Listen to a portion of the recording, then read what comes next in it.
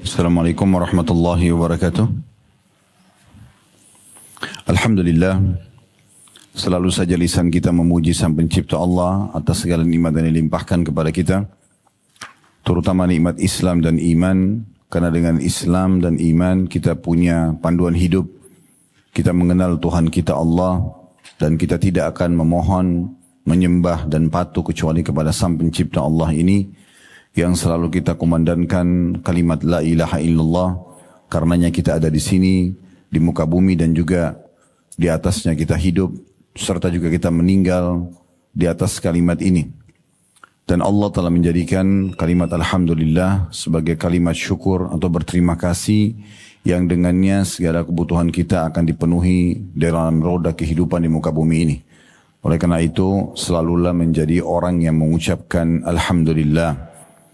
Selanjutnya kita panjatkan salam hormat kita kepada utusan Allah yang telah membawa kepada kita juga syariat Allah subhanahu wa ta'ala, penutup para nabi dan rasul, orang yang paling layak menjadi suri tauladan, Nabi besar Muhammad sallallahu alaihi wa ala alihi wa sahbihi wasallam, sebagaimana Allah telah memerintahkan kita untuk mengucapkannya.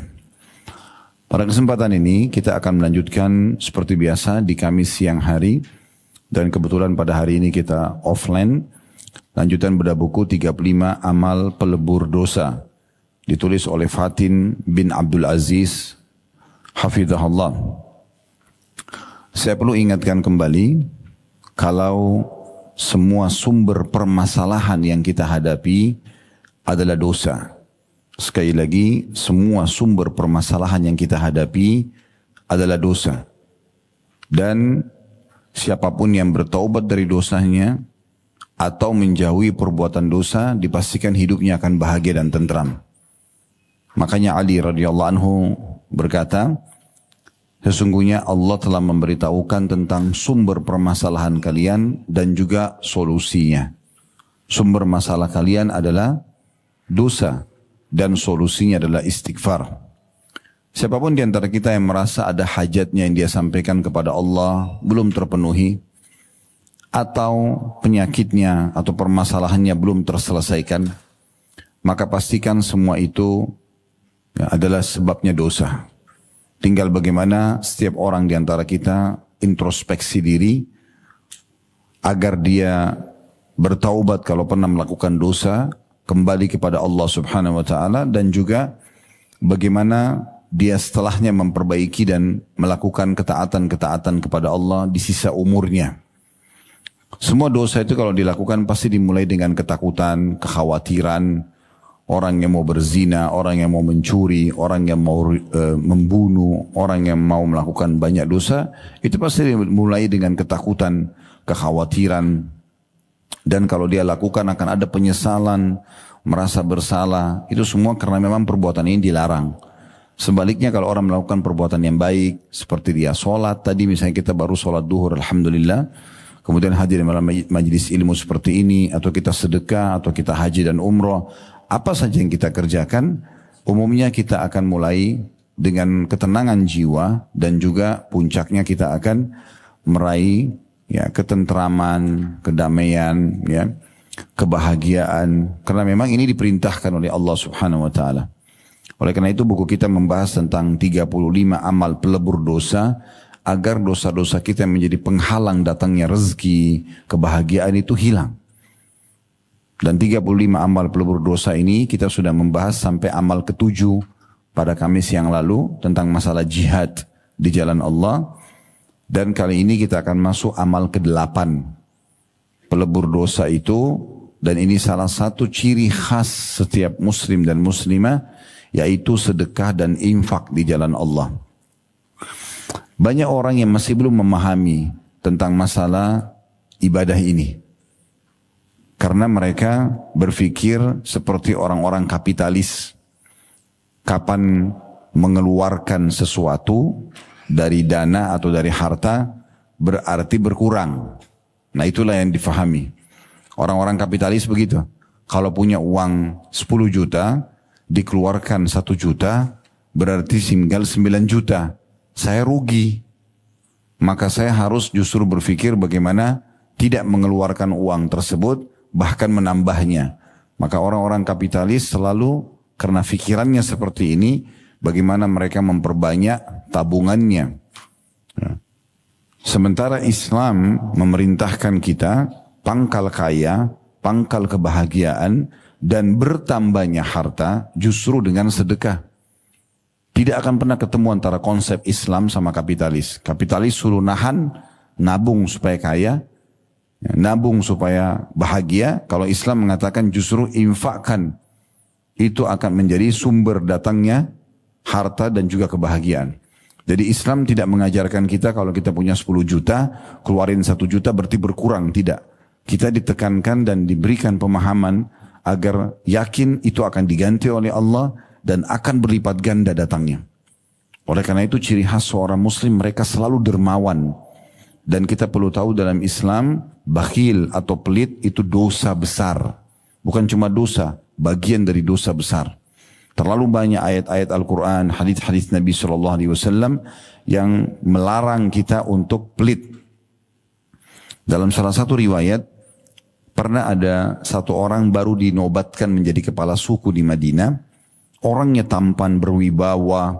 Ya, intinya dia dinobatkan jadi pemimpin dan secara penampilan luar biasa. Wibawa pun menjaga karakternya luar biasa. Nabi SAW tanya kepada orang-orang yang dipimpin oleh dia dari sukunya, siapa pemimpin kalian? Mereka bilang si fulan. Lalu kata Nabi SAW, bagaimana orangnya?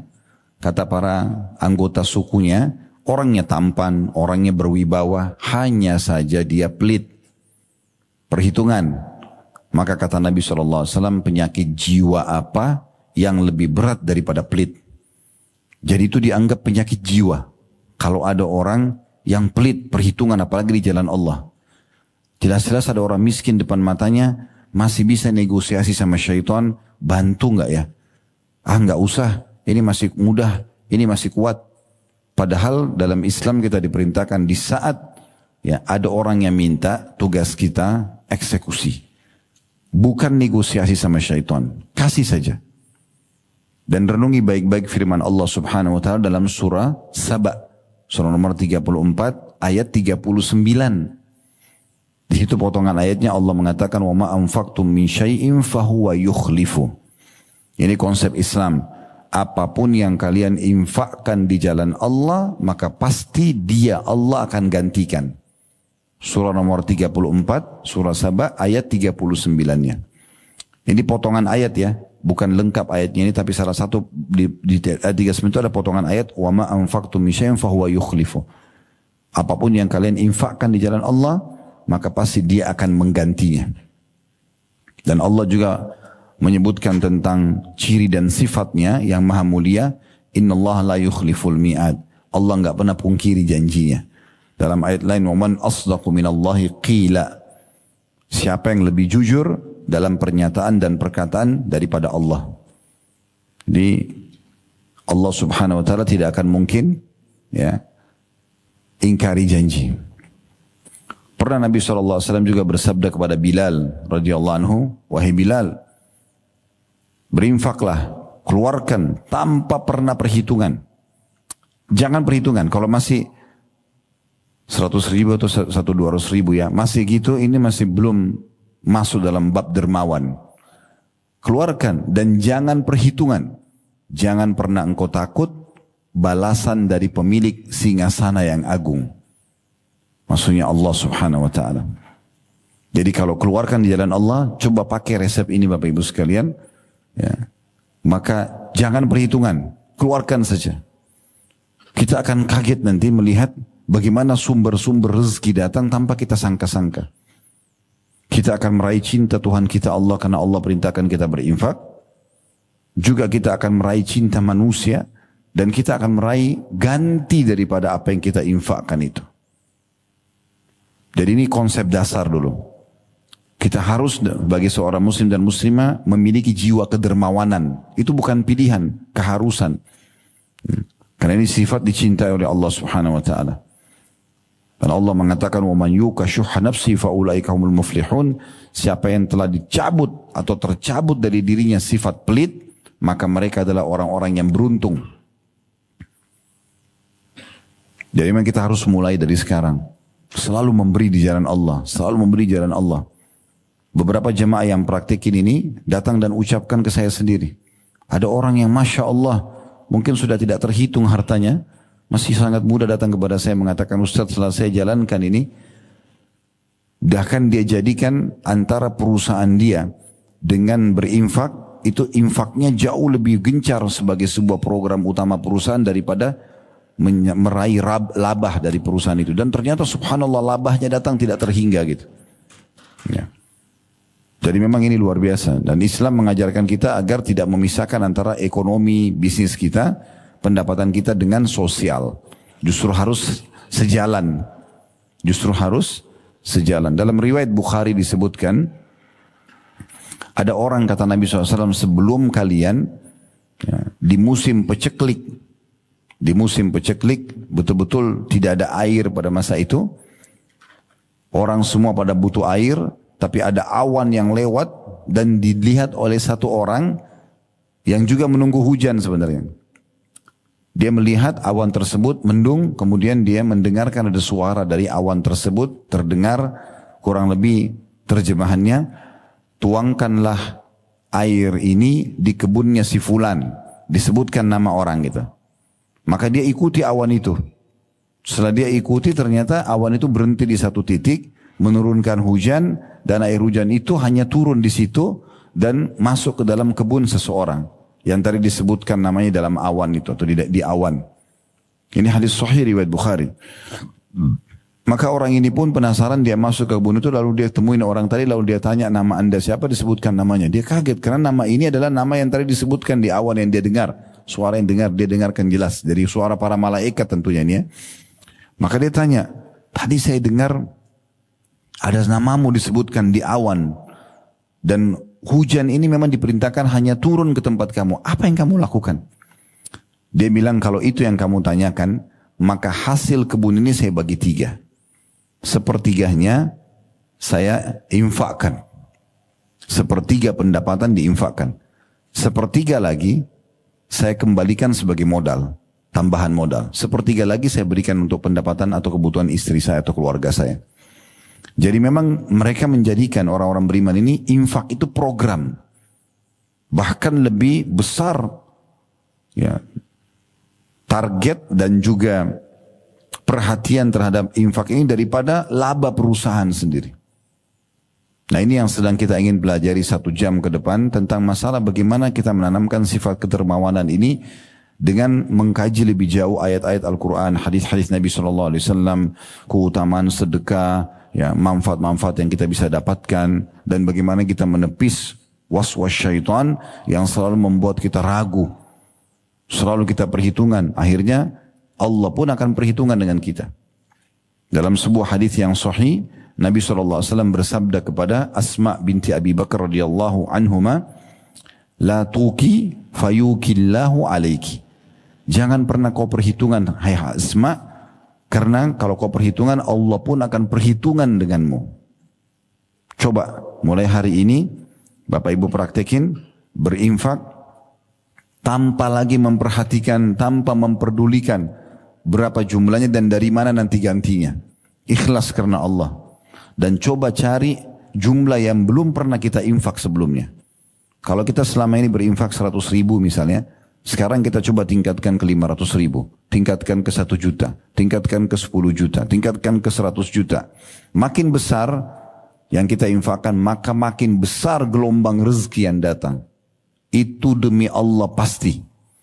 Cuma syaitan buat kita ragu. Ya, benar nggak sih? Nanti kembali nggak uang saya? Seakan-akan begitu. Padahal Allah sudah mengatakan tadi dalam surah Saba, surah nomor 34 ayat 39, Allah pasti akan ganti. Kenapa seseorang di antara kita kerja di satu perusahaan atau bisnis dengan seseorang, dia begitu yakin dia akan terima gaji di akhir bulan. Dia begitu yakin partnernya tidak akan berkhianat dan akan jalan terus dengan dia. Sementara itu manusia bisa berkhianat. Bagaimana seseorang yang sudah mengaku muslim atau muslimah masih ragu dengan Tuhannya Allah subhanahu wa ta'ala. Baik, kita akan lihat teman-teman sekalian apa yang ditulis oleh penulis dulu. Seperti biasa, setelah kita bacakan baru kita tambahkan dengan penjelasan-penjelasan yang lebih jauh. Semoga Allah ikhlaskan niat kita dan dijadikan sebagai ilmu yang bermanfaat. Allahumma amin. Baik, di halaman 22 dari buku kita ini, amal ke-8 untuk melebur dosa-dosa, menghilangkan dosa-dosa adalah sedekah dan infak di jalan Allah subhanahu wa ta'ala. Jadi maksud jalan Allah adalah karena Allah kita lakukan. Dan juga di tempat yang Allah ridhoi. Kalau ada orang berinfak justru bukan di jalan Allah, bukan karena Allah, di jalan syaitan misalnya, kayak orang pergi ke dukun, orang judi untuk berzina, itu di jalan syaitan, bukan jalan Allah. Atau bukan karena Allah, dia riya, pamer, maka enggak masuk dalam bahasan kita. Yang kita bahas ini adalah betul-betul orang karena di jalan Allah dan juga karena Allah subhanahu wa ta'ala. Di sini diangkat oleh penulis dalil pertama adalah surah Al-Baqarah ayat 271. Kalau tidak salah Kamis yang lalu kita sempat baca Al-Baqarah ya. Surah Al-Baqarah dari ayat 261 sampai 274. Benar gak? Coba dilihat catatannya. Kalau sudah kita baca, alhamdulillah kita tidak ulangi sekarang. Tapi kalau belum kita baca, kita akan bacakan karena dari ayat 261 sampai 274 Al-Baqarah, itu semua bicara tentang masalah infak, tentang sedekah, belasan ayat. Sudah kita baca ya? Atau lupa semuanya? Berarti ilmunya masuk telinga kanan, keluar telinga kiri. Ada yang nyatat gak? Ada yang ingat gak? Pekan lalu kita sempat bicara tentang jihad dengan jiwa dan harta kan? Nah, pada saat membahas harta itu saya sudah bacakan belum Al-Baqarah 261 sampai 274. Kalau belum kita akan baca insyaallah. Nah, di sini penulis mengangkat salah satu ayat yang saya tadi tawarkan untuk dibaca itu, tapi beliau masuk di ayat 271-nya. Baiklah, gak usah repot-repot buka lembaran-lembarannya karena dari tadi bolak-balik gak ada yang kasih saya jawaban. Ya. Oke, kita lihat di buku kita Al-Baqarah 271. Nanti kita akan baca dari 261-nya ya. Ini sekarang saya bacakan dulu karena penulis mengangkat ini. In tubdus sadaqati fan'immahi wa in tukhfuha wa tu'tuha al-fuqara fahuwa khairul lakum wa yukaffiru ankum min sayyiatikum wallahu bima ta'maluna khabir. Terjemahannya, jika kamu menampakkan sedekahmu, artinya kita memberikan kepada orang di depan orang lain. Misalnya fakir miskin di jalanan gitu kan, kotak amal di masjid kita memang kasih dan orang lain melihatnya. Maka itu adalah baik sekali, kata Allah. Yang penting tidak riya, bukan karena pamer. Karena ada beberapa keadaan di mana kita harus kasih orang di depan orang lain. Kita nggak mungkin kayak orang minta di lampu merah, orang minta di pinggir jalan, gitu kan. Ada tiba-tiba kita lagi makan, tiba-tiba ada yang minta makanan, kita harus kasih di depan. Dan jika kamu menyembunyikannya dan kamu berikan kepada orang-orang fakir, dan maka menyembunyikan itu lebih baik bagimu. Artinya, kalau seandainya ada kesempatan bersedekah dan bukan di depan orang lain, maka itu jauh lebih baik. Supaya aman dari riya. Tapi kalau kita harus kasih depan orang, gak ada masalah. Yang penting tinggal kita mengontrol saja. Nabi SAW ini kita singgung di bab jihad pekan yang lalu ya. Kalau beliau ingin berjihad, sebelum beliau bentuk pasukan, beliau mengajak para sahabat ridwanullah alaihim itu untuk berinfak dulu. Beliau kumpul semua sahabat di masjid, sampai mau berinfak silakan. Ada sahabat yang bawa emas, ada yang bawa perak, ada yang bawa baju perang, ada yang bawa pedang, ada yang bawa perisai, ada yang bawa kurma, ada yang bawa keju, ada yang bawa gandum, apa saja, infak. Setelah terkumpul semuanya, Nabi SAW mengatur, memanage itu supaya cukup untuk membiayai pasukan. Kalau masih kurang, beliau ajak lagi jemaah untuk berinfak. Setelah itu baru dibentuk pasukan besar. Nah, di saat itu para sahabat infak di depan orang lain. Pernah juga ada satu suku dari salah satu suku di Badui di padang pasir, mereka sangat miskin. Saking miskin dalam riwayat ini disebutkan mereka tidak punya pakaian kecuali satu lembar baju di badan yang cuma diikat di leher mereka. Kalau ditiup angin bisa tersingkap auratnya karena susahnya, dan kelihatan dari wajah mereka itu kesusahan. Ya, kelam, kusuh, lusuh gitu. Miskin sekali mereka. Nabi SAW waktu lihat dari jauh, Nabi langsung berdiri, naik di atas mimbar, lalu memotivasi para sahabat untuk bersedekah. Rupanya sahabat-sahabat termotivasi setelah mendengarkan penyampaian Nabi SAW. Maka ada satu orang berdiri, langsung mengeluarkan semua uang yang ada di kantong dia, dan dia kasih, ya Rasulullah ini. Di depan orang semua. Kenapa? Karena Nabi SAW waktu itu motivasi dia mereka di saat itu. Ini tidak kita katakan riya, karena memang pada saat itu sedang diajak untuk berinfak. Maka dia berinfak, lalu orang-orang semua pada ikutin dia. Lalu kata Nabi SAW, memuji orang yang pertama berinfak tadi, padahal di depan orang semua. Gitu kan. Kata Nabi SAW, siapa yang menunjukkan kepada kebaikan, dia akan panen pahala orang yang mengikutinya tanpa dikurangi sedikit pun dari pahala orang yang mengikutinya. Maksudnya tadi, sahabat yang pertama langsung ya langsung mengeksekusi dan juga segera menjalankan apa yang Nabi SAW perintahkan untuk berinfak, akhirnya dicontohi oleh orang-orang lain, maka dia panen pahala semua orang yang berinfak setelahnya. Nah, ini kan keadaan berarti di depan orang ya. Tapi kalau misalnya ada keluarga kita, ada teman yang tiba-tiba WA, memang dia butuh bantuan, tidak ada orang tahu antara kita saja sama dia, maka jangan diceritakan ke orang lain. Jadi kondisinya seperti itu ya. Makanya supaya bisa menjaga keikhlasan. Lalu Allah bilang, dan Allah akan menghapuskan, maksudnya dengan sedekah terang-terangan tadi, atau sedekah sembunyi-sembunyi, dari kamu sebagian kesalahan-kesalahanmu. Dan Allah mengetahui apa yang kamu kerjakan. Qatada rahimahullah, kata lain nama orang ya. Bapak Ibu sekalian, itu yang ada disebut di bawahnya, paragraf bawah ayat tadi, terjemahan ayat ini. Qatada rahimahullah berkata tentang ayat ini, semuanya diterima. Baik sedekah yang dirahasiakan maupun sedekah yang terang-terangan. Jika niatnya benar, tetapi sedekah yang dirahasiakan lebih baik. Sesungguhnya sedekah bisa menghapus dosa dan kesalahan sebagaimana air memadamkan api. Sehingga menjadi sebab ampunan baginya. Ibnu Abbas radhiyallahu anhuma, dia dan ayahnya sahabat, namanya Abdullah, tapi biasa diringkas dengan Ibnu Abbas. Abdullah bin Abbas radhiyallahu anhuma, ayahnya Abbas juga paman Nabi, ini sahabat, jadi kita bilang radhiyallahu anhuma. Beliau berkata, Allah menjadikan sedekah tatawwu atau dalam kurung tidak wajib secara sembunyi-sembunyi, itu lebih baik 70 kali lipat dari sedekah tatawwu yang terang-terangan. Artinya kalau kita punya kesempatan untuk sembunyi, kita sembunyikan. Tapi kalau terpaksa di depan umum karena diminta, kita kasih gitu kan. Nah selama kita bisa sembunyikan, sembunyikan. Biar tidak ada yang tahu kecuali antara kita sama Allah saja.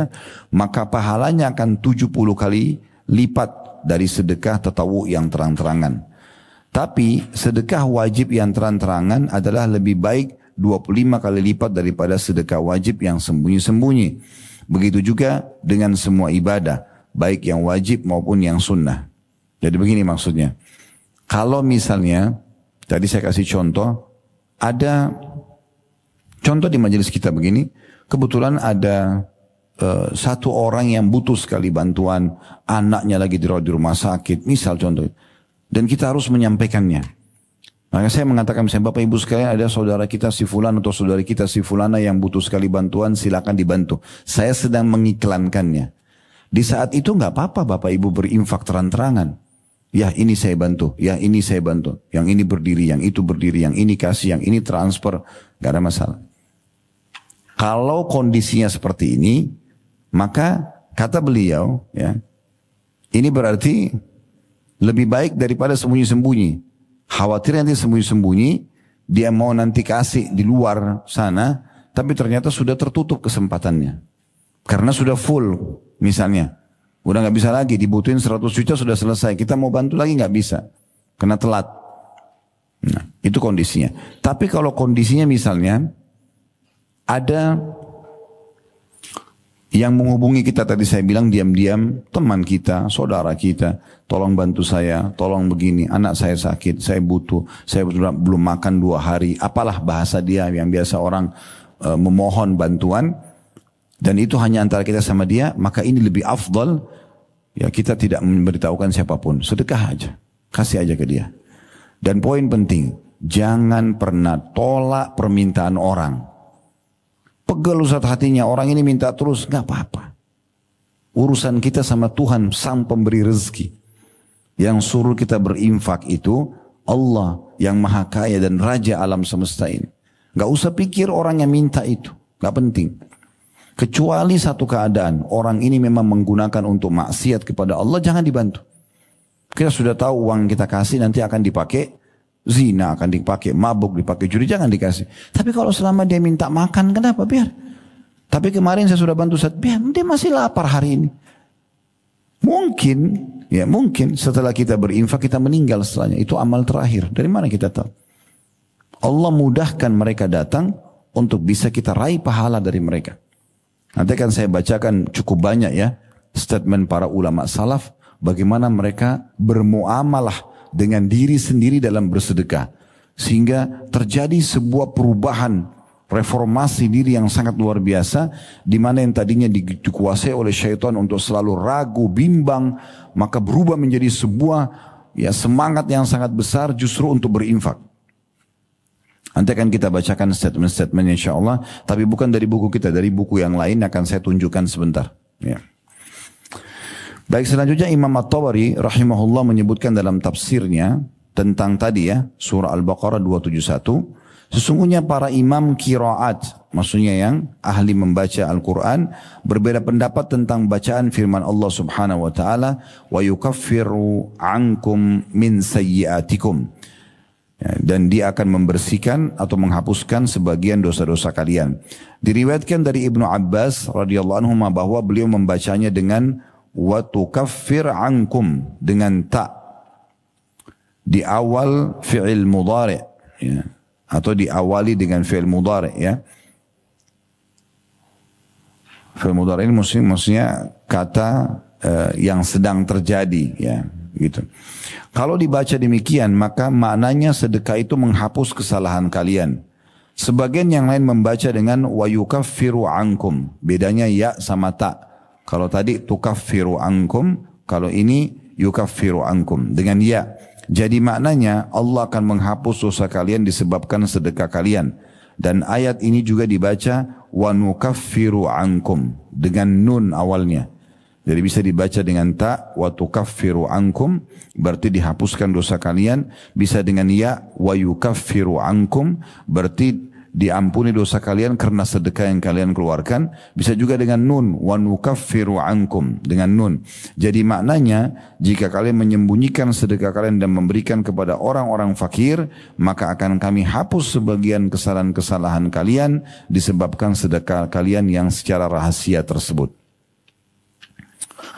Kemudian Allah subhanahu wa ta'ala berfirman juga, ini dalam surah Al-Imran ayat 133 sampai 134. Ini dalil terakhir yang diangkat oleh beliau. Setelahnya kita akan jelaskan lebih panjang lebar lagi insyaAllah.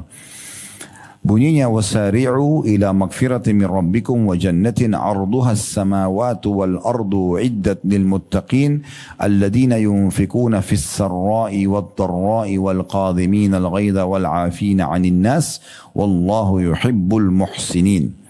Dan bersegeralah kamu kepada ampunan dari Tuhanmu dan kepada surga yang luasnya seluas langit dan bumi yang disedekahkan untuk orang-orang yang bertakwa. Yaitu yang dapat surga ini siapa? Orang-orang yang menafkahkan hartanya, berinfak, baik di waktu lapang maupun sempit. Baik lagi kaya ataupun lagi susah, tetap dia berinfak di jalan Allah. Nah, ini balasannya surga. Dan orang-orang yang menahan amarahnya. Qadhiminal ghaidh ini maksudnya orang yang menahan amarah sementara dia benar dan dia punya power untuk membalas. Kita benar karena kita disakiti oleh orang lain, gitu kan? Dan kita punya kekuatan untuk menghukum dia. Tapi di saat itu kita menahan amarah. Itu balasannya surga. Ya. Disilakan dengan qadhimal ghaidh. Ya, di sini. Kemudian dikatakan dan orang-orang yang menahan amarahnya dan memaafkan kesalahan orang, dan ketahuilah Allah menyukai orang-orang yang berbuat kebajikan. Jadi dalam ayat ini Al-Imran 133 sampai 134 Allah memastikan penghuni surga itu dan level mereka adalah orang-orang yang bertakwa kepada Allah. Mereka adalah yang suka berinfak di jalan Allah, baik pada saat lapang ataupun sempit. Kemudian yang bisa menahan emosinya pada saat dia ya, punya kekuatan dan benar, justru dia memaafkan dan tidak melampiaskan, serta orang yang suka, ya, orang yang menahan emosinya dan orang yang memaafkan orang lain. Maka sungguhnya Allah menyukai orang-orang yang berbuat kebaikan. Ini adalah ahli surga. Di sini dikatakan oleh penulis, bergegas dan berlomba menuju ampunan dari Tuhanmu, yaitu menuju amal perbuatan yang bisa menjadi sebab terampuninya dosa-dosamu dan ditutupinya darimu. Maksudnya tidak dibuka dosa itu sebagai aib kita misalnya. Itu semua adalah karena rahmat Allah dan menjadi penyebab masuk surga yang Allah sediakan bagi orang yang bertakwa. Kemudian Allah menjelaskan sifat-sifat orang yang bertakwa serta amal perbuatan yang mereka kerjakan sehingga dosanya bisa terampuni dan masuk ke dalam surga. Amalan itu yang pertama adalah infak pada waktu hidup senang dan juga lapang maupun pada waktu susah dan sempit. Jadi orang berinfak itu tidak harus tunggu kaya dulu. Susah pun bisa berinfak. Apalagi kalau kaya dasarnya. Ibnu Abbas radhiyallahu anhu menyebutkan berinfak pada waktu lapang dan sempit adalah berinfak pada saat susah dan senang. Nah sampai sini tentunya bahasan yang diangkat oleh penulis sudah selesai. Dan insya Allah kedepannya kita akan bahas amalan ke-9 memaafkan orang lain dan berlapang dada. Itu akan ada bahasan sendiri. Baik, sekarang sebagaimana saya janjikan tadi, coba kita buka Al-Baqarah surah nomor 2. Ini sekarang sudah mulai masuk ke syarah penjelasan-penjelasan tambahan tentang bahasan kita. Al-Baqarah surah nomor 2 ayat 261 ya. Al-Baqarah surah nomor 2 ayat 261. Saya bacakan ya.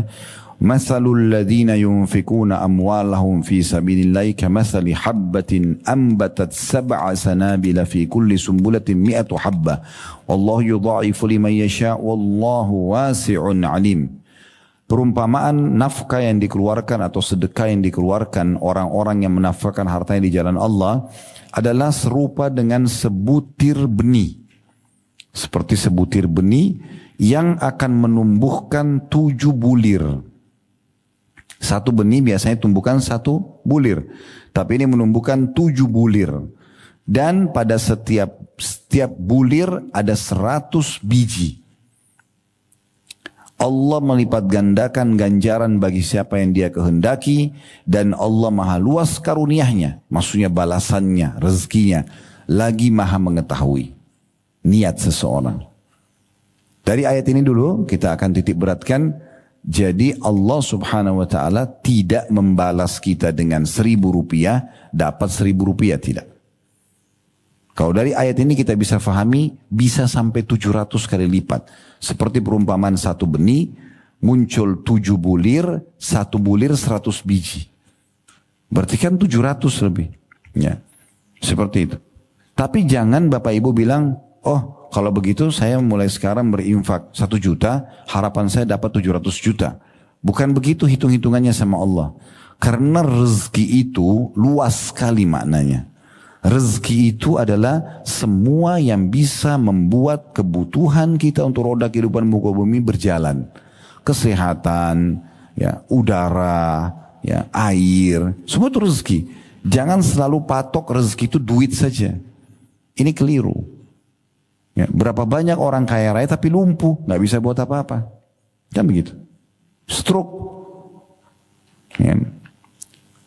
Jadi bukan itu tolak ukurnya, tapi kalau orang Allah berikan harta dan kesehatan berarti masya Allah, ya, menumpuk kebaikan pada dia gitu. Jadi Allah akan balas 700 kali lipat ini bukan dengan angka-angka yang kita bayangkan. Lupain aja itu. Yang penting kita keluarkan dulu jalan Allah. Tapi Allah berikan gambaran balasannya sangat besar. Baik, selanjutnya ayat 262-nya ini ada syaratnya. Supaya kita dapat balasan dari Allah, berkah apa yang kita keluarkan itu. Disebutkan dalam ayat ini ada 2 syarat mutlak ini. Alladzina yunfikuna amwalan fi sabilillahi thumma la yutbi'una ma anfaqu mannan wala adhan lahum ajrum 'inda rabbihim wala khaufun 'alaihim wala hum yahzanun. Orang-orang yang menafkahkan hartanya di jalan Allah, kemudian mereka tidak mengiringi apa yang dinafkahkan itu dengan menyebut-nyebut pemberiannya. Kamu kan sudah saya bantu. Itu yayasan sana saya yang kasih itu 100 juta. Masjid itu saya yang pasangin granitnya. Nggak boleh sebut-sebut. Gak usah sebut.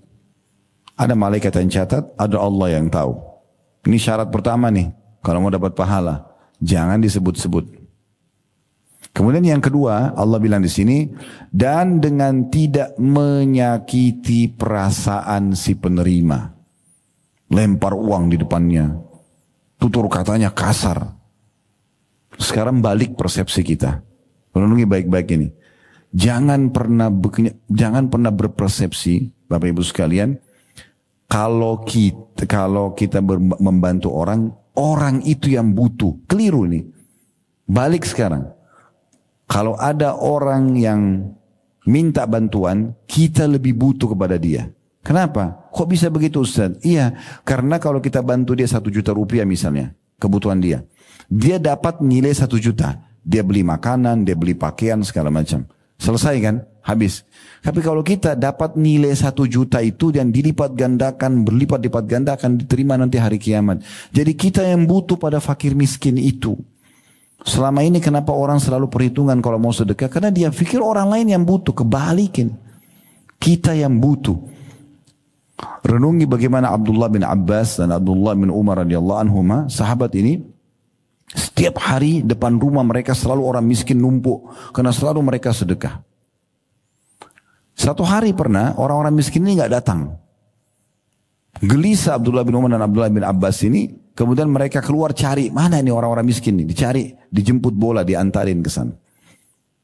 Begitu luar biasa. Sebagian orang kalau belum memahami poin ini, begitu orang fakirnya tidak ada, alhamdulillah sudah enggak datang lagi. Atau kadang-kadang malah dimarah-marahin, disakiti orang yang minta itu. Kamu enggak tahu diri ya, kamu kan sudah saya bantu gini-gini. Subhanallah, seakan-akan orang itu yang butuh, keliru. Kita yang butuh karena kita butuh nilainya. Bayangkan kalau tidak ada orang miskin yang minta. Kita mau dapat pahala sedekah dari mana? Nanti kita akan bacakan statement para ulama salaf berhubungan dengan ini. Setelah kita baca ayat-ayat ini dulu. Karena saya harus tuntaskan sampai 274 ya dari Al-Baqarah. Selanjutnya 263-nya. Qaulun ma'rufun wa maghfiratun khairun min sadaqatin yatba'uha adza wallahu ghaniyyun halim. Perkataan yang baik dan juga pemberian maaf lebih baik daripada sedekah yang diiringi dengan sesuatu yang menyakiti perasaan si penerima. Allah maha kaya lagi maha penyantun. Kalau betul-betul kita nggak punya, jangan marahin orang yang datang minta. Ucapkan kata-kata yang baik. Maaf ya, saya belum bisa bantu sekarang. Gitu kan? Gitu. Kita ucapin kata itu Allah suruh. Itu lebih baik daripada orang bersedekah malah dengan riak dan menyakiti perasaan si penerima. Ayat 264-nya, ya ayyuhalladzina amanu la tubtilu sadaqatikum bil manni wal adha kalladzi yunfiqu ma lahu ria'an nasi wa la yu'minu billahi wal yawmil akhir famathaluhu kamathali safwanin 'alayhi turabun fa asabahu wabilun fatarakahu salda la yaqdiruna 'ala syai'in mimma kasabu wallahu la yahdil qaumal kafirin. Hai orang-orang beriman, janganlah kamu menghilangkan pahala sedekahmu. Enggak ada pahalanya. Bagaimana ya Allah hilang pahala itu? Dengan menyebut-nyebutnya. Ini syarat yang ketiga. Ya. Menyebut-nyebut. Gitu. Dan diulangi lagi. Dan menyakiti perasaan si penerima. Seperti orang yang menafkahkan hartanya karena riak kepada manusia. Pamer.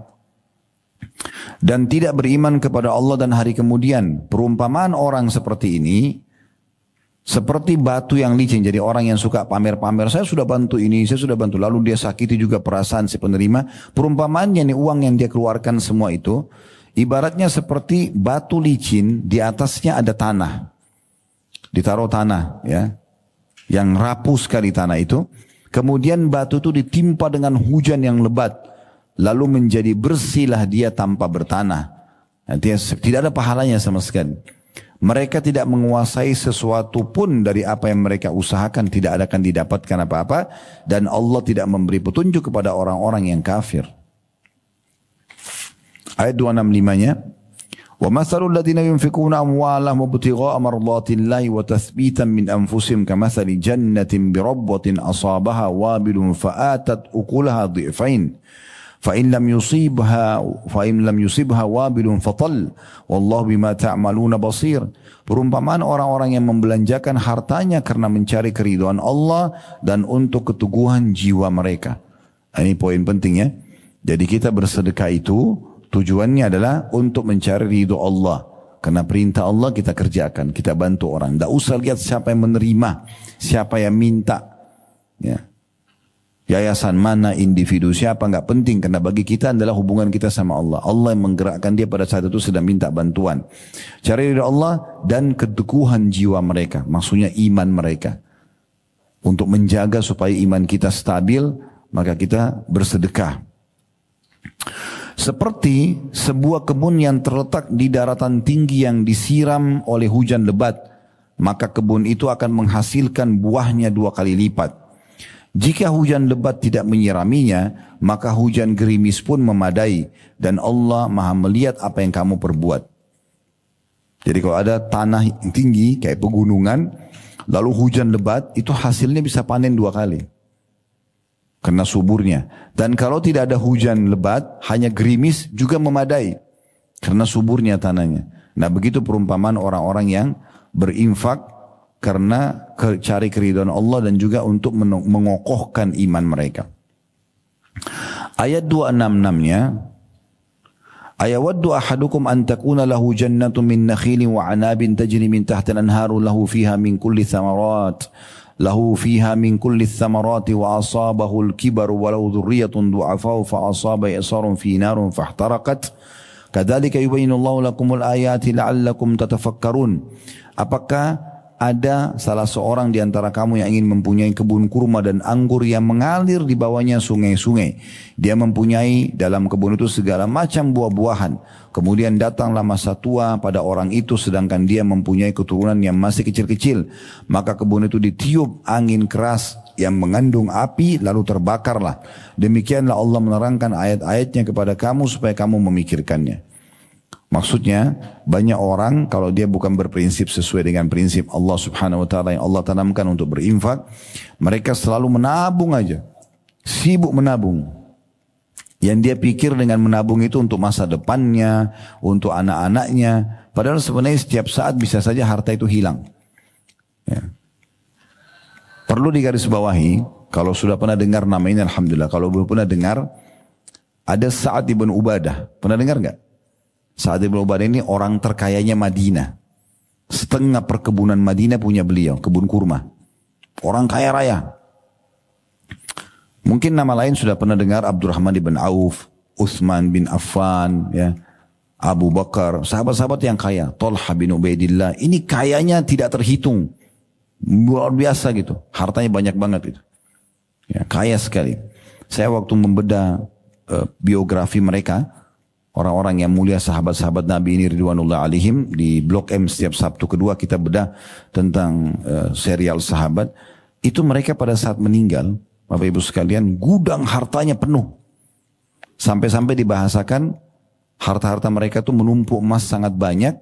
Ya, waktu mau dibagi harus dipecahin pakai kampak.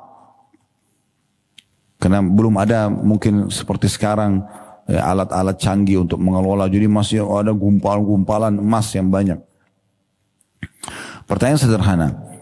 Waktu mereka meninggal dan meninggalkan harta yang cukup banyak. Saya pernah hitung seperti Abdurrahman bin Auf. Dirupiahkan itu mungkin puluhan miliar atau ratusan miliar. Istrinya dapat sendiri, anak-anaknya dapat masing-masing. Puluhan miliar per orang rupiah. Banyak sekali yang dia tinggalkan harta gitu. Itu ternyata pertanyaan sederhana. Apakah itu hasil tabungan Abdurrahman? Begitu juga diikuti dengan Abu Bakar yang meninggalkan harta banyak. Talha bin Ubaidillah, Sa'ad bin Ubadah. Apakah itu tabungan seperti orang-orang kapitalis dari mereka masih muda sampai mereka tua nabung? Bukan. Bapak Ibu perlu tahu, mereka ini selalu setiap hari infak sampai gudang hartanya habis.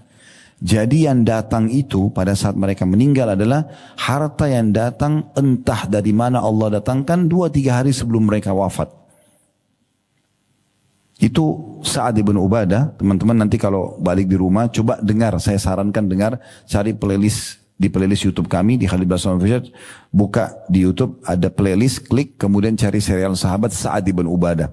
Orang ini Gudang hartanya banyak besar sekali. Dan dia selalu bilang sama anaknya yang paling tua laki-laki namanya Qais. Dia bilang, hai Qais, ada nggak ayah seperti ini? Ini luar biasa. Dia bilang, hai Qais, ini adalah gudang hartanya ayah. Habiskan untuk diinfakkan jalan Allah. Dia suruh anaknya habisin, tapi untuk di jalan Allah. Jadi si ayah sama anak ini setiap hari, karena zaman dulu tidak ada pengeras suara, belum ada media, mereka naik ke atas rumah, di atap rumah. Lalu mereka teriak-teriak, wahai penduduk Madinah, siapa yang butuh gandum silakan datang, siapa yang butuh keju, siapa yang butuh madu, siapa yang butuh uang, siapa yang butuh baju, siapa yang butuh apa saja, datang. Dan diinfakkan. Mereka enggak lewat malam kecuali habis sudah, dibagiin semua. Orang satu Madinah dibagiin. Banyak banget itu. Subhanallah, besok datang lagi penuh lagi gudangnya. Dari mana tidak tahu. Allah punya cara datangkan. Diinfakkan lagi habis. Begitu terus. Sampai dia wafat, banyak sekali harta yang masih datang entah dari mana dibagikan untuk ahli warisnya. Itu fakta itu. Semua buku sejarah tulis tentang Sa'ad bin Ubadah bahas itu. Begitu juga dengan Abdurrahman bin Auf, begitu juga dengan Talha bin Ubaidillah, begitu juga dengan sahabat-sahabat Nabi yang lain. Sampai pernah uniknya Sa'ad bin Ubadah ini Bapak Ibu sekalian, dia bicara sama anaknya Qais, sepertinya semua jenis sedekah sudah kita pernah lakukan. Bagi makanan, bagi pakaian, bagi uang, sudah semua kita lakukan. Kita coba cari kantong sedekah yang belum kita sentuh. Kata anaknya, apa itu ayah? Kita coba utangkan orang. Dia naik di atas rumah teriak, wahai penduduk Madinah, siapa yang mau utang silakan datang. Datanglah orang utang, sekian banyak. Utang semuanya. Sepakat ini akan dibayar di waktu tertentu. Perlu Bapak Ibu tahu, ada hadis Nabi SAW, siapa yang mengutangkan orang lain, maka sebelum jatuh tempo, sama pahalanya dia berinfak sejumlah utang itu setiap harinya. Jadi misalnya Bapak Ibu utangin orang 10 juta. Tanggal 1 Januari jatuh tempo, tanggal 1 Februari misalnya. Dari mulai tanggal 1 Januari kita utangkan dia 10 juta. Ini investasi kita 10 juta. Dicatatkan dia berinfak 10 juta per hari. Berarti modalnya 10 juta. Kalau kita hitung sampai tanggal 30 aja Januari. Ya, kadang-kadang sampai 31 kan. Kalau sampai tanggal 30 aja berarti dia dapat pahala 300 juta. Karena tiap hari 10 juta. Modalnya cuma 10 juta. Pahalanya 300 juta. Kata Nabi SAW, kalau lewat dari jatuh tempo dan dia berikan tenggang waktu atau dia memaafkan, maka dia akan dapat 2 kali lipat. Di Februari misalnya, orang ini kita tagih belum bisa bayar. Udah gak apa-apa, saya kasih nanti 1 Maret aja. Di Februari itu setiap hari seperti 20 juta dia infak. Berapa banyak orang tidak paham ini. Berkeluh kesah, ada orang utang sama saya 10 tahun tidak bayar-bayar Ustaz. 10 tahun itu setiap hari berinfak sejumlah itu. Sampai kata sebagian ulama, Allah dengan kasih sayangnya ingin memberikan pahala melimpah bagi orang pemilik piutang yang belum dibayar. Kalau dia faham itu. Sementara rezekinya dipenuhi kok. Allah kasih dia makan, Allah kasih dia rumah, tetap dipenuhi. Tapi ada kantong pahala yang berjalan dari sini. Apa kata Sa'ad? Kita utangkan orang. Utang semua orang hari itu, dia tidak bagi-bagi apa-apa, dia cuma utangkan orang. Sepakat jatuh tempo akhir bulan, pas tiba akhir bulan, mereka sepakat nih sama anaknya, begitu datang orang, mereka bilang, sudah, kami sudah maafkan. Kami nggak mau ambil lagi yang sudah kami keluarkan jalan Allah. Tapi mereka sudah dapat pahala ngutangin orang, dapat lagi di akhirnya memaafkan orang. Kalau orang memberikan tenggang waktu, kan tadi saya bilang kalau lewat dari masa jatuh tempo, kita berikan tenggang waktu berarti kita sama berinfak 2 kali lipat dari apa yang kita sedekah, yang kita pinjamkan kan. Hanya sampai terbayar. Misalnya tadi 1 Maret dia bayar, berarti putuslah sedekah setiap hari itu. Tapi kalau Bapak Ibu maafkan, mulai dari saat itu sampai kita meninggal berjalan terus. Berarti lebih besar pahalanya, berinfak seperti sejumlah itu. Jadi pola fikir kita ini harus diperbaikin. Karena dari kecil selalu orang tua kita cekokin tabung nak, tabung nak, tabung nak. Dibelikan celengan, ini melahirkan sifat bakhil, sifat pelit. Jangan belikan tabungan anak-anak, tidak usah. Celengan itu jangan. Dikasih celengan, ibu kasih, ya, bapak kasih misalnya, kasih celengan nih, si kakak sama adik. Terus kita kasih uang, contoh 1.000 rupiah, masukin ya anak, masukin. Ibu aja pegang celengan itu marah si anak. Mau dibawa kemana ibu? Pas kita pindahin. Ibu cuma pindahin nak. Kakaknya pegang marah. Jadi bakhil. Kenapa? Kasih uang kalau jajan sekolah. Nak, kasih traktir teman-teman kamu makan ya. Biasakan dia itu dermawan. Itu yang Islam ajarkan. Sepakat gak ini nih? Faham ya? Allahu alam. Cuma 3-4 yang faham. Yang lain masih ragu. Bener enggak ini? Enggak boleh ragu. Ya. Baik, selanjutnya di ayat 267-nya. Ya ayyuhalladzina amanu anfiqu min thayyibati ma kasabtum wa mimma akhrajna lakum minal ard wa la tayammamul khabitha minhu tunfikuna wa lastum biakhidhi illa an tukmidu fi wa'lamu anna Allah ghaniyyun hamid.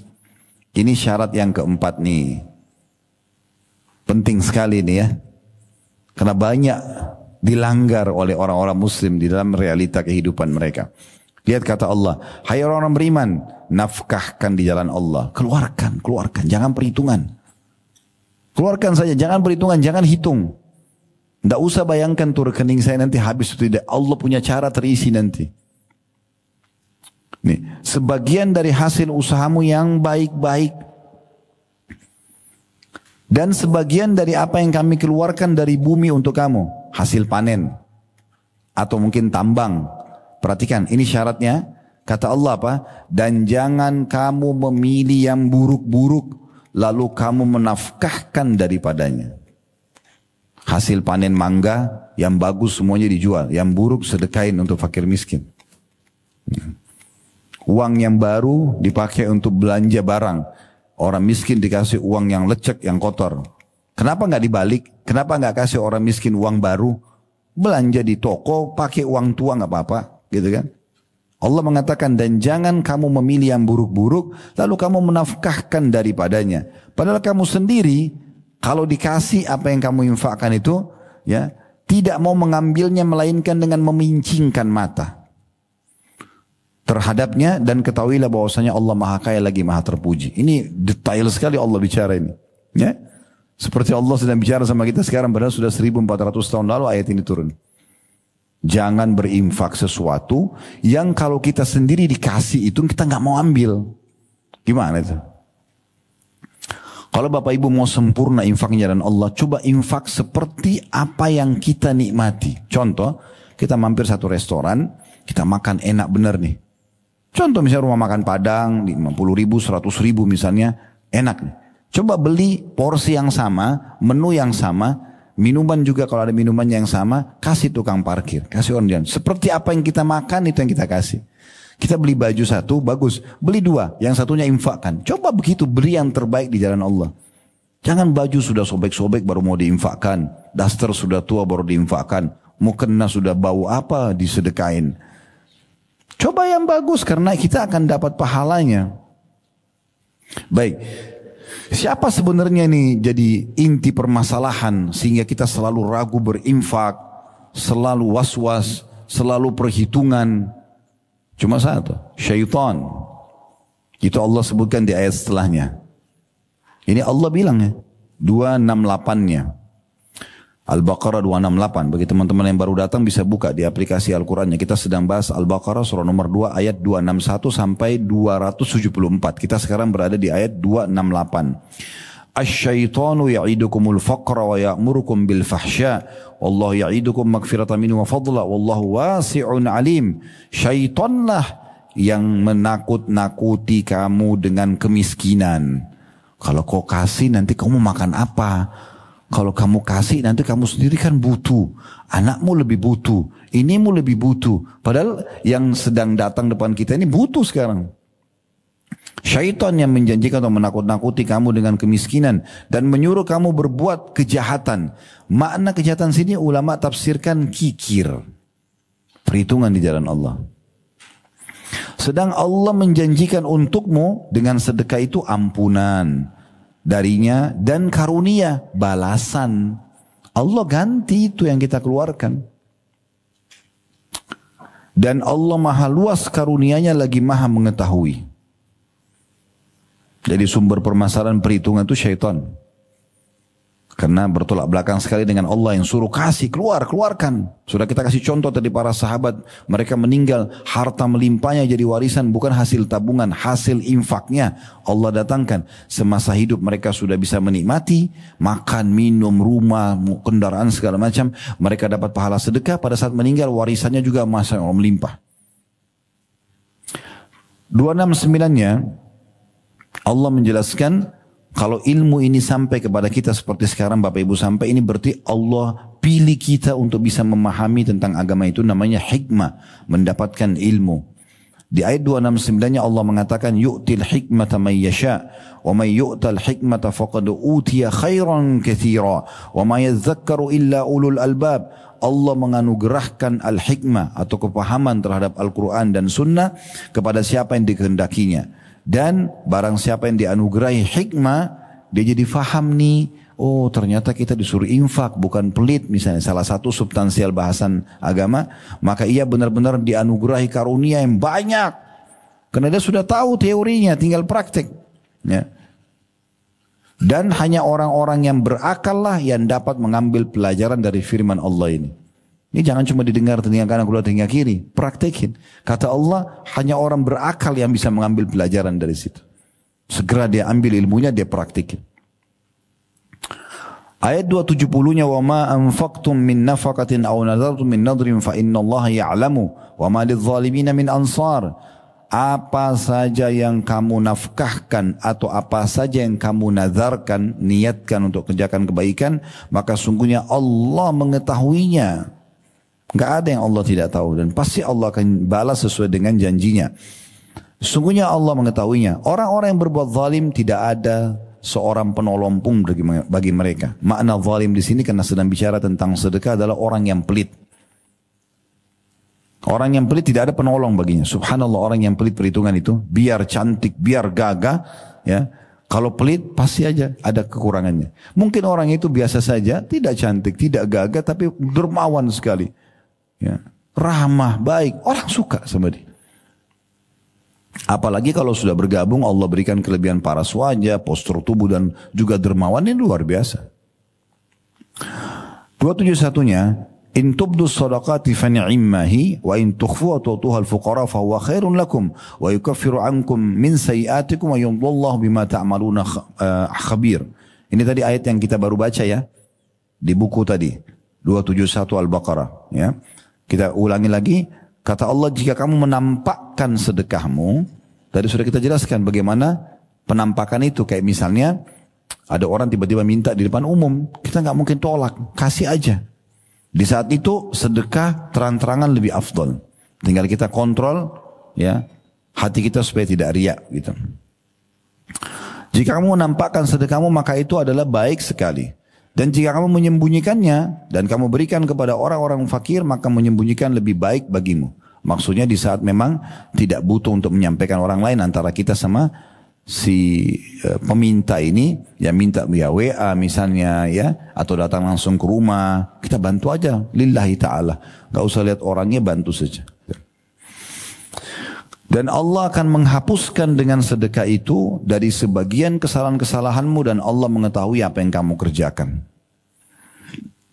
272-nya, laisa 'alaika hudahum walakinna Allah yahdi man yasha wa ma tunfiqu min khairin fali anfusikum wa ma tunfiquna illa ibtigha'a wajhillah wa ma tunfiqu min khairin yuwaffa ilaikum wa antum la tudlamun. Bukanlah kewajibanmu menjadikan mereka mendapat petunjuk, hai Muhammad. Kayak saya juga sekarang ceramah depan Bapak Ibu sekalian, saya mau teriak-teriak seperti apapun itu tidak bisa saya menjadi penentu hidayah. Bapak Ibu yang mau meraih hidayah Allah, sudah mendengarkan ini, oh iya ini ilmu ya, terus diamalkan, itu dapat manfaat sendiri. Nabi Muhammad SAW sendiri Allah juga bilang, bukan kewajibanmu untuk menjadikan mereka mendapat petunjuk, sampaikan saja. Mereka terima, alhamdulillah. Mereka amalkan, alhamdulillah. Mereka tidak amalkan, tidak bisa dipaksakan. Akan tetapi Allah lah yang memberi petunjuk atau memberi taufik kepada siapa yang dia kehendaki. Sampai Ali radhiyallahu anhu mengatakan, kalau seandainya ada orang yang Allah mudahkan lisannya istighfar, berarti Allah mau pengampunan buat dia. Kalau ada orang yang dia termudahkan mau sedekah, Allah berarti mau dia mendapatkan pahala sedekah. Dia bangun malam, dia sholat, berarti Allah mau dia mendapatkan pahala itu. Dia haji dan umroh, dia segera melangkah, maka Allah mau dia mendapatkan pahala itu. Dan beruntunglah orang yang segera meraih kesempatan-kesempatan dan peluang itu. Belum tentu terulang. Dan apa saja harta yang baik yang kamu nafkahkan di jalan Allah, maka pahalanya itu untuk kamu sendiri. Allah nggak butuh. Hapus persepsi Bapak Ibu sekalian kalau Allah butuh dengan ibadah kita. Kenapa ada banyak orang Bapak Ibu sekalian kalau sholat buru-buru, Allah Akbar, Allah Akbar, Allah Akbar, buru-buru. Kalau mau berinfak perhitungan, baca Quran ya sulit sekali, nanti kalau ada kesempatan saja. Karena dia pikir Allah butuh. Sholat pun kayak hanya store kewajiban saja. Allah nggak butuh, yang butuh kita. Allah nggak butuh. Kita biar dari lahir, dari bayi, kan bayi tidak bisa bicara, belum bisa bicara. Tapi kalau kita dibuat bisa bicara, sudah bisa sholat dan macam, sampai kita mati umur 100-200 tahun pun tidak ada manfaatnya buat Allah amal itu. Untuk diri kita sendiri. Allah nggak butuh. Allah punya miliaran makhluk yang menyembah. Kan kita kufur, Allah nggak butuh. Kita yang butuh. Allah itu ghani, zat yang maha kaya, nggak butuh sama kita. Kita yang merengek, kita yang butuh. Jadi jangan pernah merasa diri, oh Allah butuh sehingga akhirnya sholat hanya sekedar store kewajiban dan segala macam ini. Harus perbaikin persepsi kita ini. Ya. Jadi setiap kali sholat, yakinkan dan tanamkan dalam diri kita, ini saya akan dapat pahalanya. Saya nggak mau sia-siakan. Jangan berikan kesempatan syaitan mencuri 1 detik pun. Nggak boleh. Konsentrasi, fokus. Gitu. Lagi mau berinfak, ada negosiasi sama syaitan, jangan layani, tolak bisikannya. Keluarkan saja, gitu kan. Selalu eksekusi saja perbuatan baik itu. Semua bisikan yang mengajak kita untuk menunda amal soleh, apalagi meninggalkan dari syaitan, pasti udah. Semua bisikan agar kita segera mengerjakan amal baik, berarti dari para malaikat yang Allah perintahkan untuk mengingatkan hamba Allahnya. Kayak misalnya lagi azan, ada bisikan untuk sholat, itu dari malaikat. Ada bisikan yang mengatakan, nanti aja, suruh tunda, itu dari syaitan. Begitu poinnya. Lalu Allah mengatakan, dan janganlah kamu membelanjakan sesuatu melainkan karena mencari keridhaan Allah. Ikhlas. Kalau riya tidak ada gunanya. Kalau hanya untuk pamer tidak ada manfaatnya. Habis energi, habis harta. Ada orang begitu ya, dia sholat malam, sudah khusyuk kepada Allah. Besok syaitan bisikin riak-riak. Sama teman-temannya, ketemu teman-teman lalu cerita, kamu semalam tahajud gak? Saya tahajud loh. Gak ada yang nanya, gak ada yang apa. Jadi subhanallah, yang semalam suntuk dia khusyuk hilang hanya karena lisannya ucapin kata-kata. Untuk apa?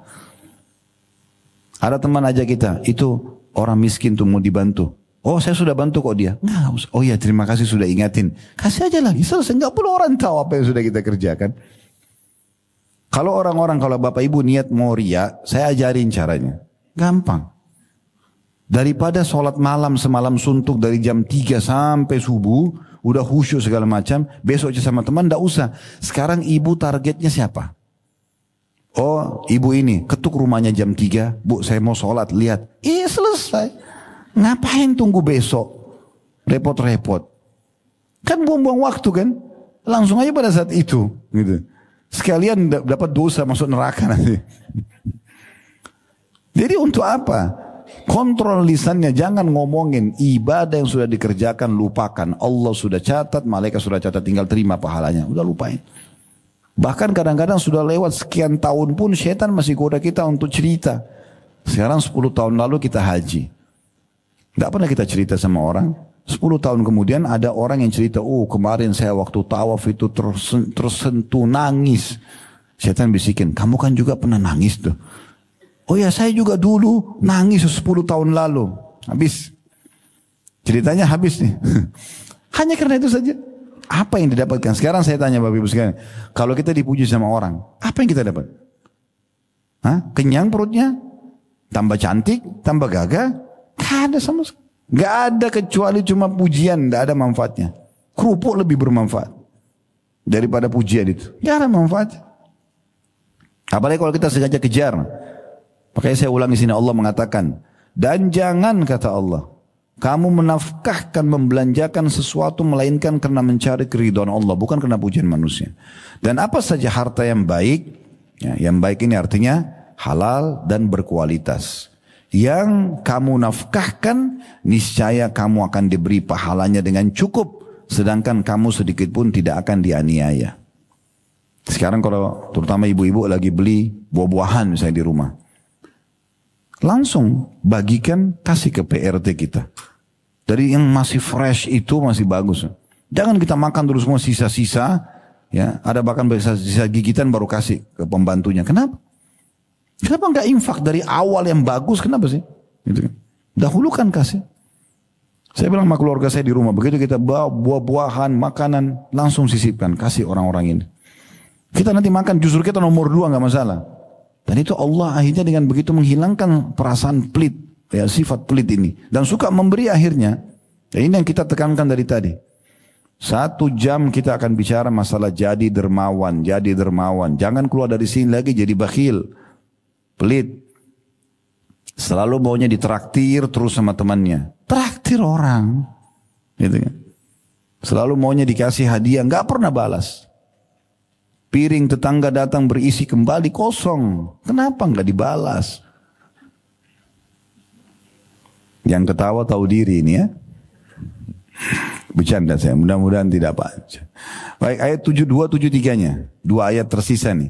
Lil fuqara'i alladhina uhsiru fi sabilillahi la yastati'una darban fil ardi yahsabuhumul jahilu aghniya minat ta'affufi ta'rifum bisimahum la yas'aluna an-nasa ilhafa wa ma tunfiqu min khairin fa innallaha bihi alim.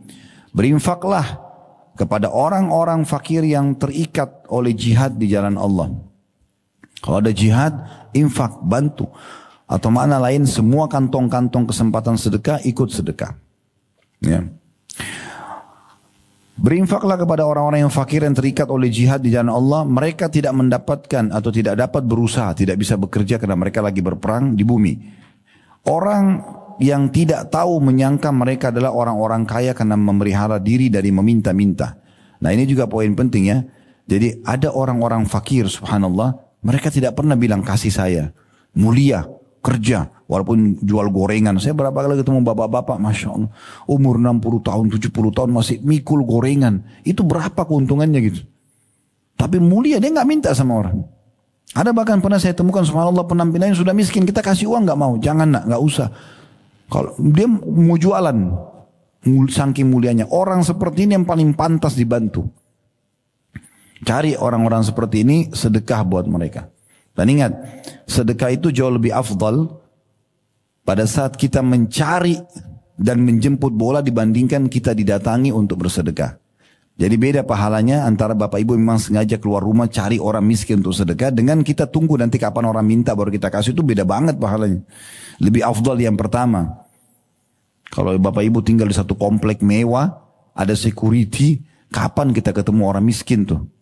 Keluar dari situ langsung masuk tol, ke tempat kerja, ke mall, pulang lagi begitu. Tidak ada kita bisa kasih. Paling tukang parkir tuh, security saja. Ya kan gitu. Jadi kita cari mana, memang sengaja. Ya. Saya ambil pelajaran dari ayah saya rahimahullah. Ayah saya mengajarkan saya poin tentang sedekah ini luar biasa gitu. Beliau setiap hari keluar itu bawa uang yang masih baru diambil dari bank, belum tersentuh oleh tangan yang lain, masih grass gitu dibawa sama dia. Dengan pecahan-pecahannya kemudian jalan khusus keliling cari di kota Makassar tuh orang-orang miskin tuh. Mutar kasih yang ini kasih. Sampai saya jadi tahu oh di sini ada orang yang lumpuh kakinya, di sana ada orang yang buta dan sudah tahu. Ada yang buta tuh sering dikasih ini.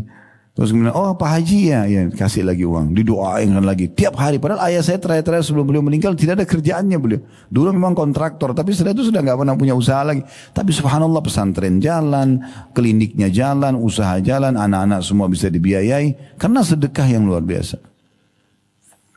Pernah kami isi di SPBU bensin gitu, saya masih kecil, saya masih ingat itu.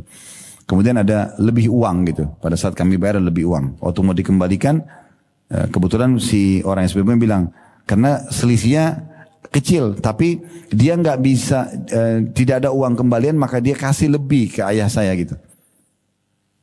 Selisihnya kecil, lalu ayah saya bilang tidak, justru saya akan kasih kepada kamu. Lalu dia balik ke saya, lalu dia bilang sama saya dan bersaudara-saudara saya, dia mengatakan, ingat nak ya, kita memberi orang seperti ini jauh lebih baik daripada kita menerima. Selalu kasih, selalu kasih. Saya terapkan ke anak-anak saya sekarang. Setiap jalan lagi di jalan ada orang miskin, berhenti dulu sebentar. Ke samping, kasih. Jadi sekarang kalau saya jalan, anak-anak pada bilang, abadi itu, ada orang miskin. Mereka ingatkan. Masuk masjid selalu kasih, infak. Mereka sudah tahu minta infak. Antri anak-anak saya beberapa yang Allah amanahkan semua pada mau masukin di kota amal. Bagus dari kecil begitu. Ke sekolah nak kasih teman-temanmu. Beri makan. Jadi anak-anak sekarang suka memberi. Bagus sekali. Ada satu bapak pernah datang kepada saya. Unik sekali. Saya tidak terlalu kenal beliau. Tapi beliau datang. Beliau ceritakan programnya. Yang mudah-mudahan tidak riak. Tapi saya melihat ini bagus.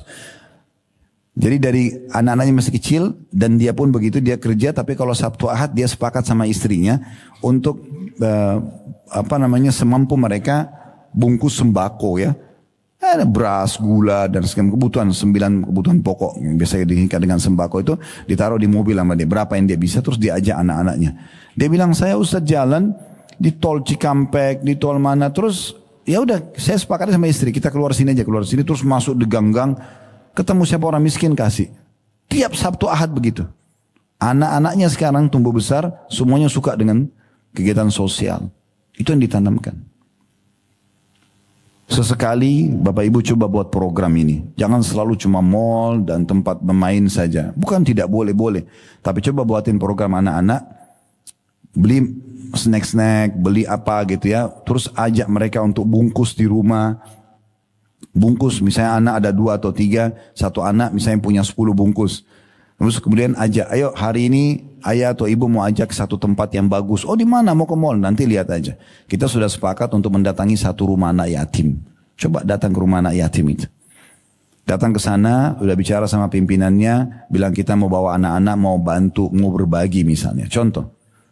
Biarin anak-anak yatim itu kumpul, kemudian anak kita yang memberikan. Gitu kan? Dan minta supaya anak-anak yatim ini testimoni menceritakan bagaimana perasaan tidak ada ibu, tidak ada ayah. Ajak anak-anak kita lihat kamar tidur mereka, kamar mandi mereka di rumah anak yatim itu. Supaya dia tahu nikmat Allah besar sekali sama dia di rumah ini. Karena kadang-kadang anak-anak kita setelah terlanjur kita manjakan, mereka tidak tahu semua itu. Latih mereka agar terbiasa seperti itu. Baik, kita kembali ke tadi. Ya, saya bacakan kembali ayat 273-nya. Berinfaklah kepada orang-orang yang fakir, yang terikat oleh jihad di jalan Allah. Mereka tidak dapat berusaha di bumi, maksudnya tidak bisa bekerja karena lagi jihad. Orang-orang tidak tahu menyangka mereka orang-orang kaya karena memelihara diri dari meminta-minta. Karena tadi orang yang mulia memang tidak minta-minta ya. Itu yang kita jadikan target. Kamu kenal mereka dengan melihat sifat-sifat mereka. Penampilan mereka kelihatan orang miskin. Tinggalnya juga kita tahu misalnya dalam gang mana, kelihatan orang miskin. Mereka tidak meminta kepada orang dengan cara mendesak. Dan apa saja harta yang baik yang kamu nafkahkan jalan Allah, maka sungguhnya Allah maha mengetahuinya. Ayat terakhir 274, ini yang bicara tentang sedekah. Bayangkan ya dari ayat 261 sampai 274. Belasan ayat semuanya bicara masalah sedekah. Kalau nggak penting nggak mungkin diulang-ulangi.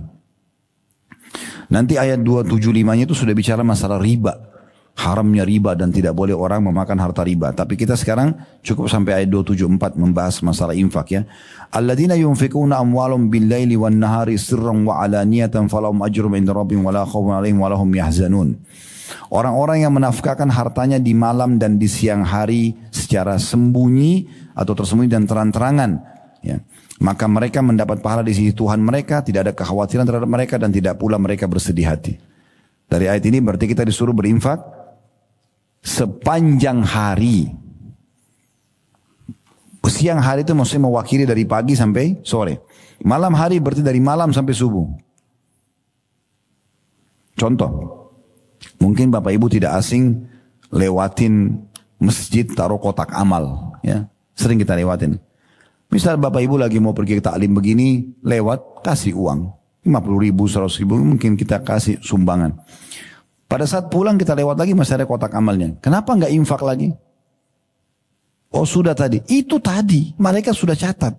Sekarang masih hidup. Allah kasih kesempatan. Mungkin kita lewat 1 meter tabrakan mati. Mungkin itu amal terakhir. Kenapa nggak kasih lagi? Kasih terus sampai selesai itu kotak amal nggak ditaruh. Atau kalau perlu kita datang selesaikan semua itu tanpa orang tahu gitu. Ini poin yang perlu kita titik beratkan. Baik, ada buku yang saya rekomendasikan, buku tentang keajaiban sedekah dan istighfar. Ini saya harap dibeli dan dibaca. Dan buku ini sudah saya bedah. Ini bukan karangan saya, bukan juga penerbitan kami gitu. Cuman buku ini saya lihat sangat bagus. Setengah buku ini membahas tentang keajaiban sedekah, setengah lagi membahas keajaiban istighfar. Dua hal ini kalau Bapak Ibu pegang sudah, saya jamin insya Allah bahagia dunia, bahagia akhirat. Dapat derajat tinggi dunia, derajat tinggi di akhirat. Suka sedekah dan suka istighfar. Selesai. Ya, dosanya dimaafkan, rezekinya jadi banyak, kan begitu. Nah, di sini saya akan bacakan. Sini berisi bagus sekali. Kalau masalah sedekah dibahas tentang apa itu sedekah, perkataan para ulama salaf, dalil-dalilnya, apa yang didapatkan kalau sedekah itu. Kemudian juga cerita nyata, kisah nyata tentang banyaknya orang yang selamat dari kebangkrutan, sembuh dari penyakitnya, keluar dari permasalahannya karena sedekah. Ada banyak kisah-kisah nyata diangkat. Istighfar juga begitu. Ya, apa itu istighfar? Kapan waktu-waktu yang dilakukan untuk istighfar, gitu kan? Jenis-jenis istighfar, dalil-dalilnya. Kemudian kisah-kisah nyata tentang istighfar itu mendatangkan apa saja. Sekarang karena kita bahas masalah sedekah, saya akan coba bacakan. Nanti kalau sudah miliki bukunya, insya Allah bukunya ada disiapkan sama teman-teman di depan. Tapi kalau salah tinggal 30 eksemplar saja buku ini. Itu ada di halaman 6-nya, di antara pendapat para salaf tentang sedekah. Begitu kata penulis di sini ya. Diangkat dari Umar bin Khattab radhiyallahu anhu, beliau berkata, sesungguhnya amal itu saling berbangga-bangga diri. Sholat, ya, haji, semua ini saling berbangga diri, kata Umar. Lalu sedekah berkata, saya adalah yang paling baik di antara kalian. Sedekah adalah yang terbaik di antara semua amal. Orang kalau sudah hatinya bersih dan suka dermawan, itu mudah sekali menerima semua syariat. Apapun syariat jadi ringan buat dia. Sholat, puasa jadi ringan. Tapi kapan dia pelit, semua jadi sulit. Karena dia pelit dengan dia. Bahkan orang kalau bakhil itu subhanallah bisa pelit dengan dirinya sendiri. Dia pun jadi sulit gitu. Abdul Aziz bin Umair rahimahullah berkata, solat itu akan menyampaikan dirimu setengah perjalanan. Puasa menyampaikan dirimu kepada pintu sang raja. Dan Allah SWT, sedangkan sedekah menyampaikan dirimu ke hadapan raja itu. Ini bahasa beliau. Kemudian Ibnu Abi Ja'ad rahimahullah berkata, sungguhnya sedekah itu benar-benar menghilangkan 70 pintu keburukan. Yahya bin Mu'ad rahimahullah berkata, tidaklah saya mengetahui satu biji yang bisa mengimbangi gunung dunia kecuali sedekah. Asy-Syu'bi berkata rahimahullah, barang siapa yang tidak, ini yang perkataan Syu'bi yang akan saya ingin nanti garis bawahi dan kita jelaskan ya. Beliau mengatakan, barang siapa yang tidak memperlihatkan bahwa dirinya lebih butuh kepada ganjaran sedekah. Bapak Ibu mau sedekah, kita harus tunjukkan kepada Allah kalau kita memang mengejar pahalanya, lebih butuh dengan pahalanya. Barang siapa yang tidak memperlihatkan bahwasanya dirinya lebih butuh kepada ganjaran sedekah daripada seorang fakir yang butuh kepada sedekah itu, maka dia telah membatalkan sedekahnya dengan memukul wajahnya sendiri dengannya. Ya, tadi orang sombong, dia punya persepsi orang ini miskin butuh sama saya. Keliru ini, kita yang butuh sama dia. Cari itu orang-orang miskin. Kita yang butuh karena nilai pahalanya kita akan terima nanti di timbangan amal kita. Perhatikan perkataan selanjutnya, ini unik sekali. Al-Laits ibn Sa'ad rahimahullah, beliau mengatakan, barang siapa yang telah mengambil dariku suatu sedekah atau hadiah. Siapa yang mau ambil dari aku bersedekah ini dan kasih hadiah, maka hak dirinya atas diriku lebih besar daripada hak diriku atas dirinya. Maksudnya dia lebih berhak aku hormati. Kalau ada yang terima sedekahku atau hadiahku, dia lebih berhak aku hormati. Dia lebih berhak ya untuk aku puji dan aku sanjung. Karena kenapa alasannya? Dia telah menerima apa yang telah aku korbankan kepada Allah. Orang miskin yang terima itu lebih berhak untuk aku hormati. Kenapa? Karena dia telah terima apa yang aku infakkan di jalan Allah. Kalau dia tidak terima, lalu aku mau dapat pahala dari mana? Begitu pemahaman para salafus salih. Ini perkataan unik lagi. Fudail bin Iyad rahimahullah. Fudail bin Iyad ini seorang ulama tabi'in juga yang sangat terkenal dengan kesolehannya. Beliau pernah menyiapkan beberapa sedekah-sedekah, lalu beliau sedekah kepada orang-orang. Setelah dibagi-bagiin, ya, maka dia tersenyum sambil berkata begini, mereka, ditunjuk orang-orang miskin yang sudah bawa sedekahnya itu, membawa perbekalan-perbekalan kita menuju akhirat tanpa upah sedikit pun. Begitu mereka fahami. Kan kita selama ini berpikir kalau kita kasih uang, kita kasih makanan, berarti kita kayak kasih sesuatu buat dia. Kalau mereka orang-orang dulu ini tidak faham seperti itu. Mereka berkata pada saat pergi membawa, lihat orang-orang ini membawa perbekalan-perbekalan kita menuju ke akhirat tanpa upah sedikit pun. Hingga mereka meletakkannya di atas timbangan di hadapan Allah Subhanahu wa ta'ala. Betul makanan yang mereka makan habis. Ya, mereka dapat makanan kenyang, mereka dapat baju dipakai, misalnya kendaraan, rumah, wakaf tanah dan oke. Tapi mereka cuma dapat sebatas itu. Dan dunia ini kan tidak ada yang kekal ya.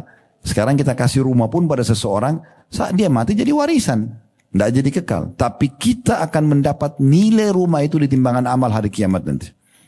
Nah ini dikejar nih nilai di balasan Allah nanti di akhirat. Kemudian Abu Hatim berkata rahimahullah, bakhil itu adalah sebuah pohon di neraka. Bakhil itu sebuah pohon di neraka. Sedangkan ranting-rantingnya ada di dunia. Pohonnya di neraka, rantingnya di dunia. Barang siapa yang bergelantungan pada salah satu dari ranting-ranting itu, niscaya ia akan menjerumuskannya ke dalam neraka. Sebagaimana kedermawanan, ini yang kita tekankan dari tadi, 1 jam lebih, dermawan, jangan perhitungan jalan Allah, tidak usah lihat nilainya, tidak usah lihat penerimanya, kasih aja. Kedermawanan adalah sebuah pohon di surga, di mana ranting-rantingnya berada di dunia. Barang siapa yang bergelantungan pada salah satu ranting-rantingnya itu, niscaya ia akan membawanya ke surga. Dan surga adalah tempat orang-orang dermawan. Kemudian penulis juga mengatakan, apabila salah seorang dari orang-orang soleh didatangi oleh seorang fakir, seraya meminta sedekah kepadanya, maka dia berkata, selamat datang, wahai orang-orang yang hadir untuk membawakan perbekalan kami kepada Rabb kami. Coba bayangkan. Jadi kalau orang miskin datang, mereka enggak cemberut, mereka enggak usir. Selamat datang orang-orang yang mau bawa perbekalan kami ke timbangan ya amal kami kepada Tuhan kami. Disambut luar biasa orang-orang yang minta bantuan itu. Sebagai penutup, ya, ada perkataan Ali radhiyallahu anhu. Beliau berkata begini, barang siapa yang telah diberikan satu harta oleh Allah, Allah kasih kita uang, Allah kasih kita kendaraan, kasih rumah, kasih pekerjaan, kasih pendapatan, mungkin ibu dari suaminya misalnya. Maka hendaklah ia menyambung kekerabatan dengannya. Kita harus tahu ada hak orang lain di situ. Terutama keluarga. Paman, tante, sepupu, semua ini jangan dilupakan. Lanjutkan hubungan dengan mereka. Kata Ali radhiyallahu anhu, siapa yang Allah kasih harta jangan lupa. Nyambung hubungan kekerabatan. Kemudian memperindah jamuan buat tamunya. Wajar makin banyak harta, makin bagus hidangannya. Ya, makin mewah. Sampai sebagian salaf mengatakan, aku menyiapkan makanan kesukaan sahabat-sahabat dekatku 10 orang lebih aku cintai daripada aku sholat semalam suntuk. Karena pentingnya untuk memberikan makanan terbaik buat orang. Jangan bekas-bekas gitu. Ya. Kemudian beliau mengatakan, dan juga harta itu digunakan untuk menolong seseorang yang membutuhkan. Siapa yang minta kasih. Membebaskan tawanan. Nah, biasa kalau terjadi peperangan di masa dulu, untuk menebus tawanan kan dibayar. Nah, ini. Kemudian Ibnu Sabil, orang-orang terputus jalan. Datang, kehilangan pekerjaan, segala macam. Ya. Orang-orang fakir miskin, para mujahidin. Dan juga jangan lupa, dia harus sabar atas musibah yang menimpa hartanya. Akan ada ujian datang di harta itu. Ada orang utang gak bayar, kita investasi, bangkrut. Itu ada ujiannya. Harus difahami itu kelaziman. Gak ada orang yang tidak pernah ditipu. Siapa di sini yang tidak pernah ditipu? Bisa angkat tangan, kita kasih mikrofon cerita. Pengalamannya selama hidup gak pernah ditipu.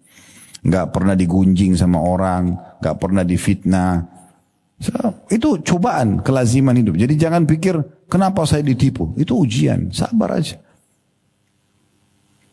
Lalu kata beliau, Setelah dia katakan, dan dia bersabar atas musibah yang menimpa hartanya, karena dengan perkara-perkara itu dia akan memperoleh kemuliaan dunia dan kemuliaan akhirat. Ini yang saya bacakan ini dari buku ini baru halaman 6 sampai halaman 7. Sampai halaman 8, baru 2 lembar. Ini bicara masalah infak ini besar sekali, panjang sekali.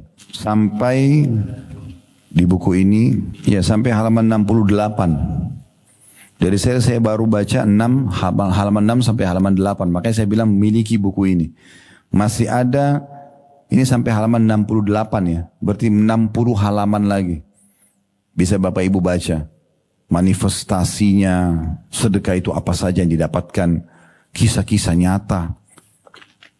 Bahkan Abdullah bin Abbas radhiyallahu anhu itu menjadikan Bapak Ibu sekalian, kalau ada urusan apapun yang bagi dia belum terpenuhi, doanya belum diijabah, yang pertama lakukan sedekah. Keluar cari vaksinasi sedekah supaya dikabulkan. Saking besarnya kedudukan sedekah itu.